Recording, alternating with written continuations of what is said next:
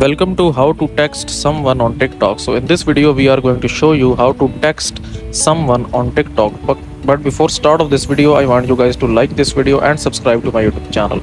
So first of all, you will open up TikTok, and then what you're gonna have to do, you will open up that specific account to whom you want to message. Okay, so let's suppose that if I want to message this person, I will tap on their name and their profile will open up, and then what I will do, I will just basically tap on this message here. Okay, and then here it says that you can send up to 3 messages until this user accept your message request.